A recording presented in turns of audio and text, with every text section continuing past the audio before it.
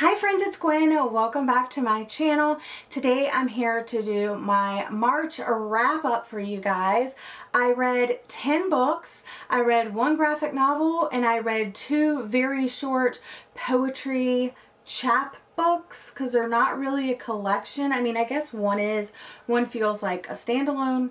Let's just jump into the books. But before we actually jump into my wrap up, I did say that in February when I posted my book buying ban video, I said I would let you know at the end of the month if I purchased any books throughout the month. I am happy to report the only book that came into my possession during the month of March was my Book of the Month book, and I got The Two Lives of Lydia Byrd by Josie Silver. This is like the one exception to that book buying ban because I already have an outstanding subscription to them, and especially with everything going on, it is kind of nice to get a new book every once in a while.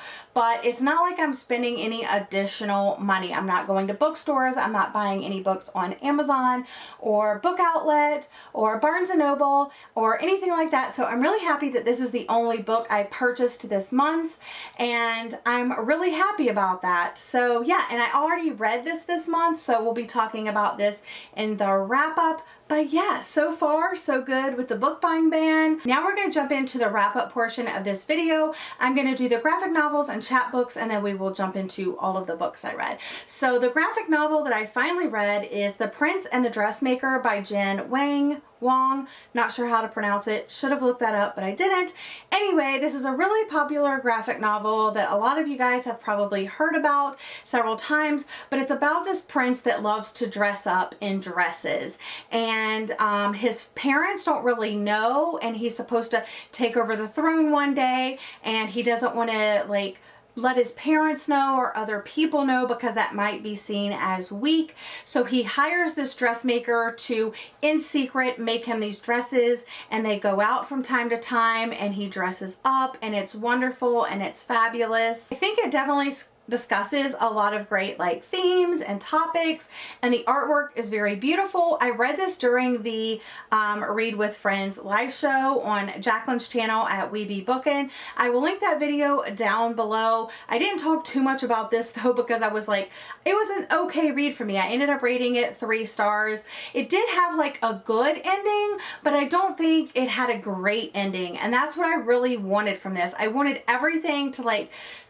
I wanted things to be better at the end, and they were okay at the end, but they weren't better, and that's what I really wanted and needed from this, and that failed to deliver. So I gave it 3 out of 5 stars, but I definitely will pick up stuff from this author and illustrator in the future, and I'm really happy to have this as part of my collection. Now, these are the 2 poetry chapbooks that I read. I read Echo Echo Light, and I read Kill Your Darlings Clementine, both by Kit Frick.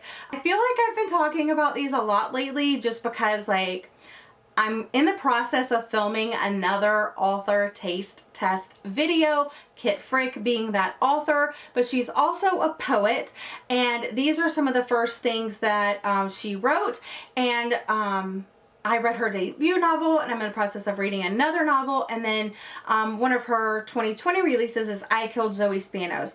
That's how I found these, like in a roundabout way. I discussed it when I hauled them, but basically I saw the book I Killed Zoe Spanos, and I had never heard of the author before, so I started looking into the author and saw that she did poetry. She offered these as available to purchase, like you could purchase them from her directly, and then she would mail them to you. So I purchased both of these, and I'm really glad I did because I love supporting authors in this way. That money went like directly to her, so I feel really good about it, and she mailed them to me herself, and then she like personalized both of them.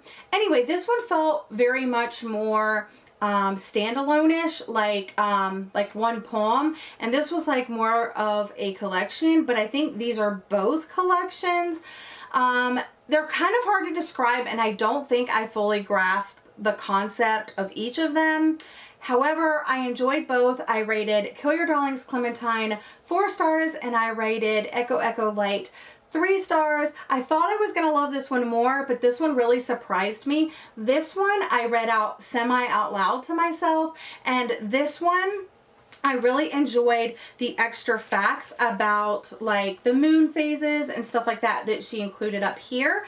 And yeah, I really liked that. I like the design of both of these.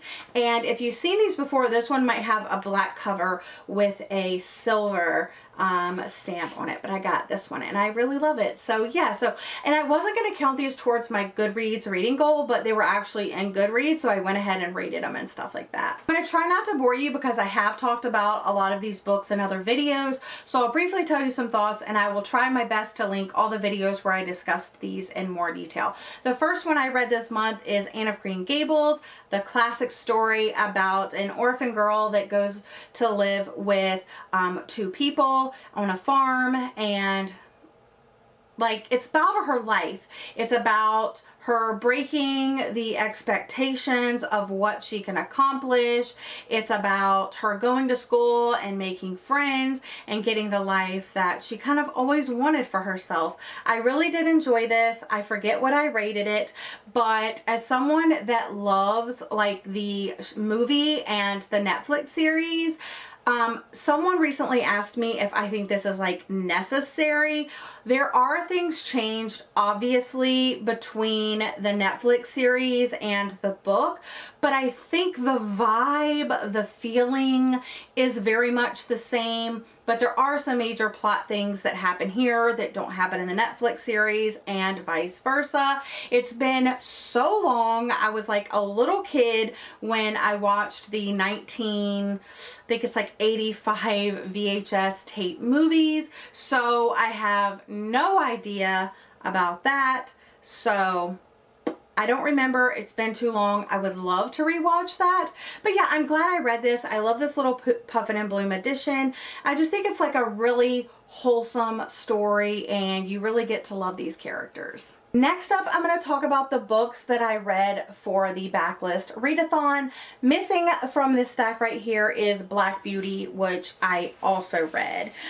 So the first one I read is the Flatshare by Beth O'Leary. I've heard polarizing opinions about this, and I can see both sides. Like, I think both points are very valid. I, however, absolutely loved this story and gave it 5 out of 5 stars. It talks about Tiffy, and I don't even remember the guy's name, Leon. So Tiffy and Leon basically end up sharing a flat, sharing a bed, because they work alternating schedules. One works at night, one works during the day, so they never really see each other. They end up leaving notes, and then a romance ensues. I really liked it. The only thing I didn't like was that Tiffy's were like more traditionally written quotations, more like, I don't know, storytelling, and Leon's was very bullet point, very like call it as he sees it, and there's no quotations around what he's saying, so it's a little bit harder. But I feel like the beginning is a little bit harder because you're just getting into that writing style, but then like as it goes you just like get into it, and it doesn't really bother me. So yeah, I really love this, 5 stars. Next up, I read The Simple Wild by K.A. Tucker, which I believe is my first K.A. Tucker book. Really loved this one. I rated it 5 out of 5 stars. It's about a girl that goes to see her dad that she hasn't seen in like 20 some years, I think like 24 years or something like that. When she was 2, her mom left her dad in Alaska and they moved to somewhere in Canada, Toronto. So they moved back to, well, they moved to Toronto, and she's never seen her dad, never heard from her dad really.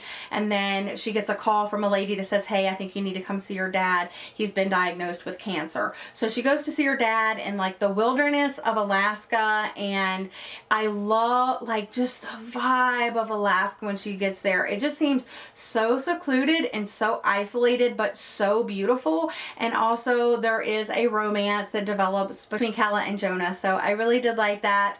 At first I'm just like, man, he is such a dick, but I really grew to love him, and I rated this story 5 out of 5 stars. Then I believe I read Black Beauty next, and I really enjoyed that. It's told from the horse's perspective, and I remember saying in the vlog like I was terrified of all the abuse and things that could have happened in the story, and while it did, it wasn't like over the top graphic. It was heartbreaking, but it wasn't like break my heart, I feel like crawling in a hole and dying type thing. So I really did appreciate like the emotion of it, but it didn't like hurt me too much, and I definitely want to watch one of the movie adaptations. I still haven't done that, but I rated that one 4 stars. Next up, I read To Be Honest by Maggie Ann Martin, and I really enjoyed this story. It features a plus size main character who is, I don't know, just dealing with a lot. Like, her mom's kind of on her case because she's plus size, and her mom was on this like extreme weight loss show,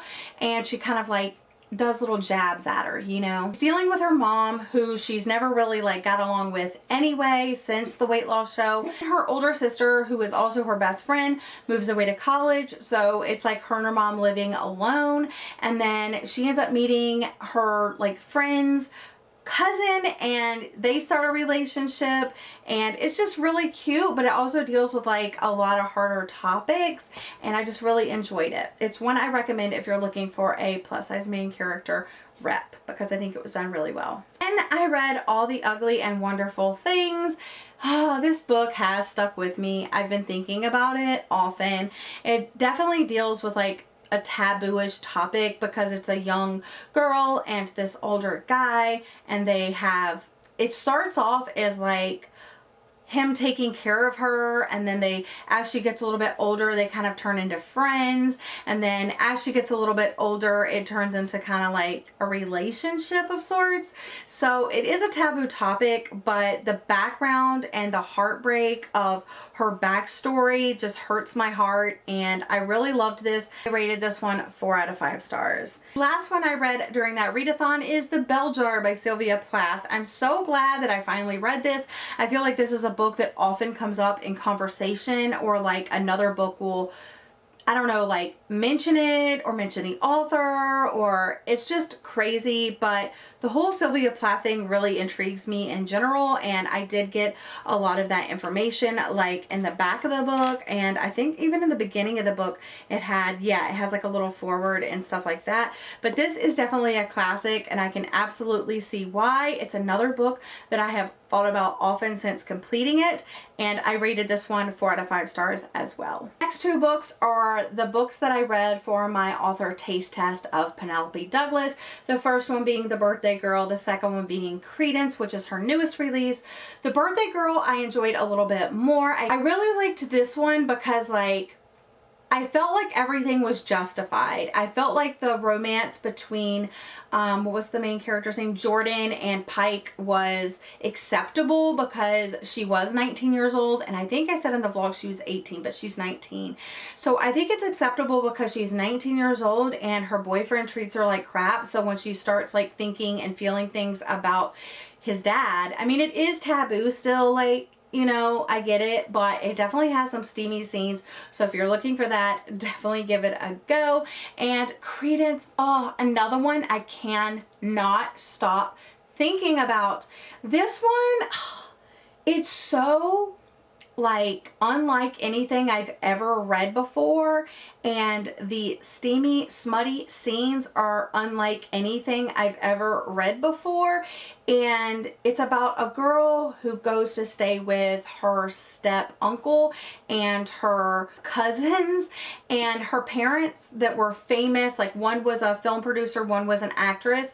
They died and she was underage. She was like 17. So she had to go stay with them for a while. But when she went to go stay with them in this secluded Colorado mountain town, during the, like right before winter, the roads get closed because of the winters there. So she's trapped in this house with them, and it's just about her time there and her relationship. Really smutty, it's really steamy, and it's just really like, it makes you think. So I really did enjoy this, but the ending I do not believe justified the means, so I rated this 4 out of 5 stars. Okay friends, we are almost there, I promise you. The next book I read, is The Two Lives of Lydia Byrd. Like I said at the beginning of this video, this is the only book that I actually got in March, like new to me book.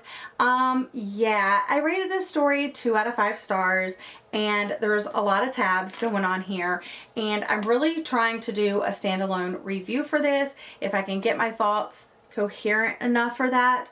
Yeah, it's just, This was really hard to read. One Day in December, I absolutely loved it. From the beginning, it gripped me. I loved the characters. I loved the friendship. I loved the romance. And it just had me interested throughout. This one, the writing seemed very different. It was a lot slower. It was harder to get into. There was a lot more like British writing. I don't know how to describe that other than saying that. Like lingo and phrasing and slang and stuff like that. But this one tells the story of Lydia and her 2 lives, which in my opinion, it's not really 2 lives. I don't know. It's just, I don't think, like, okay, what did I like about this? Liked that Lydia's family, well, her mom and her sister were a part of the story. I liked that part. The rest I didn't really care for. I didn't care for how the 2 lives were handled. I don't care for the things that were happening in each life and how she had to keep going back to one life. There's just a lot I didn't like, and if I would have read this first, this would, like, One Day in December would have never been on my most anticipated list. But because of One Day in December, this was on my most anticipated list. So I am going to be a little bit weary in the future going into Josie Silver's books. Again, the synopsis sounds amazing. The synopsis sounds amazing, but I just don't think that the actual story delivers. I know that's harsh, but stay tuned for a review coming in the future because I really, really think I need to do one. But 2 stars, it was the worst book I read this month, you guys. You will probably see this book pop up on my most disappointing books of 2020. The last 2 books that I'm briefly going to jump into are these 2. The first one is See All the Stars by Kit Frick, and the one that I am currently reading, which is All Eyes on Us by Kit Frick. So this one I'm currently reading. I am on page 126. It will be part of that author taste test Kit Frick. So stay tuned for that coming hopefully soon. But yeah, I'm enjoying this one, but I have thoughts and I'm not going to share them right now. Maybe I'll just share them in that video. Maybe I'll put this in my April wrap up. I haven't really decided yet, but I wanted to tell you I'm reading it. Okay, so See All the Stars, I would say is an average young adult contemporary story.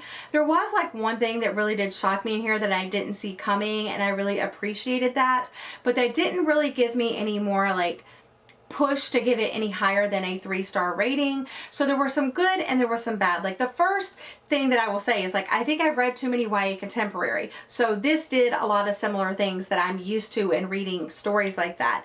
Now, if you're new, if you're looking for, like if you're a beginner YA contemporary reader, if you're stepping up from like middle grade to young adult, I think you might like this. If you don't read a lot of contemporary at all, you may appreciate this story. This one tells a story of Ellery and her 3 best friends. It's told in like now and then chapters. She used to have these best friends. She used to have a boyfriend, and now something has happened and you're trying to figure out what it is. So in the now, she's a senior in high school. She has no friends. She doesn't have a boyfriend. She's kind of miserable and lonely and trying to avoid the past and skate around things that have happened. And the then chapters were figuring out like what actually happened. And I thought that the what happened, what broke these friends apart, I did see coming pretty much. Like as soon as something happened in the book, as soon as, that one thing or that one person entered or something, I knew. I'm trying to be like spoilery free here, but I knew. I was like, oh, this is what happened. This is what broke friends apart, because I know things that break teenage girls apart. But there is a twist involved as well, and I really enjoyed that. I do like that the teenagers felt like teenagers. They talked like teenagers. They acted like teenagers. The pop culture references like current day today like fit, and I didn't think it was too over the top, but I am noticing a theme through Kit Frick's writing after reading this and starting her next book. There is a lot of pop culture references, but it didn't bother me in this one. But in the future, like 10, 20 years, 30, 40, 50 years, I don't think like people are going to be like, what are they talking about? So yeah, there's that. What else did I like about it? Oh, I liked that the parents were like a part of the story. So you're following several different people. You have our main character, you have her 3 friends, you have her boyfriend, and then all of those people have parents, and for the most part, everybody's parents are visible in the story in some way. Some parents are more present, some are less present, but I like that, like, it's not like these teenagers are just left to their own devices and it's like they don't have parents. So I really did enjoy that, and there's lots of interesting character dynamics and backstories and family situations and stuff like that. But I ended up rating this story 3 out of 5 stars, but there was a lot that I didn't like about this. So the main storyline is that she's no longer friends with these girls. Why is she no longer friends with them? Well, in the then chapters when we're supposed to be seeing them as these great best friends, I'm like, these girls aren't really that good of friends to you. Like, why were you so close with them? And she never acknowledged that they weren't really that good of friends, like that they didn't treat her like friends should. So that really kind of bothered me. There was also there was some therapy going on in here, and she talked secondhand about her sessions with Dr. Marcia. And I feel like at least once, I think we should have been in the session with her, seeing the session firsthand. I think that would have made it a little bit stronger, and it would have given that representation of getting help when something like this happens. And that was missing for that reason. What else did I like about this, and what did I dislike? I don't know. Stay tuned for my author taste test, and you can hear all about this book and the other books that I have read by Kit Frick. But that's all for today's video. Those are the books that I read in March.